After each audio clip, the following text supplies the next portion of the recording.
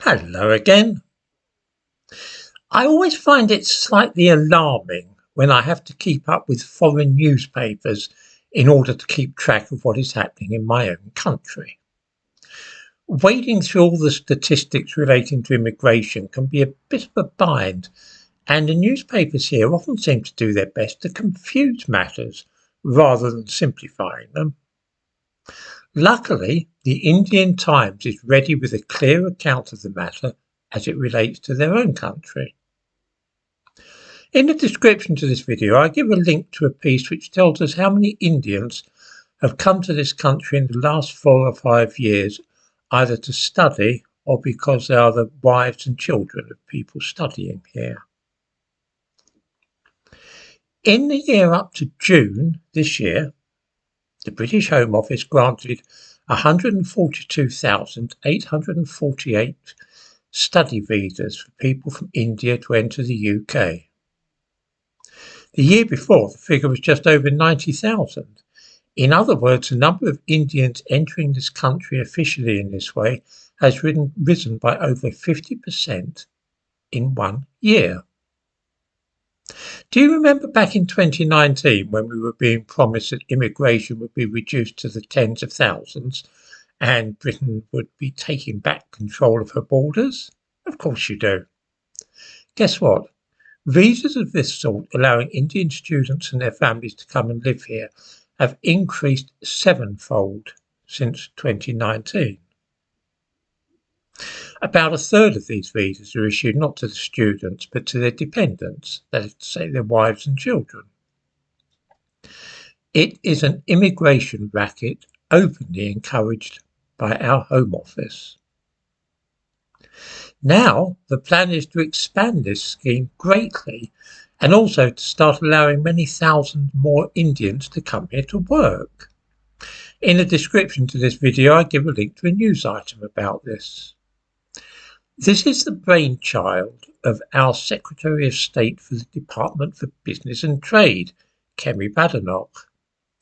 She is a Nigerian whose mother came to Britain to have her baby and then went back to Nigeria with her, having assured herself that young Kemi had the golden ticket of British citizenship. That, by the way, is not some little snide dig on my part. It is how Badenoch herself described being born in this country and thus acquiring British citizenship. The child grew up in Nigeria and the United States. When the political situation in Nigeria grew a little uncertain when she was 16, Kemi Badenoch was packed off to relatives in this country and thus apparently became British. This is the person who wishes to flood Britain with many more people from India. She wants to do so because this is the price that India is putting on a new trade deal with Britain. Badenoch is really keen to clinch this deal because it will make her look good, and she is really looking forward to making a play for the leadership of the Conservative Party when Labour win the election next year. Home Secretary Suella Braverman opposes the idea because her unique selling point is that she wants to be seen as being tough on immigration. Prime Minister Rishi Sunak is acting as referee between these two women. These three people may be seen in the thumbnail to this video. I want to pause for a moment here and ask viewers to consider this situation without any reference to ethnicity or race. Expunge it from your mind. Forget about skin colour for a moment if you can. Done that? Good. Kemi Badenoch's parents were born in Africa. So too were Rishi Sunak's parents, as were the parents of Suella Braverman.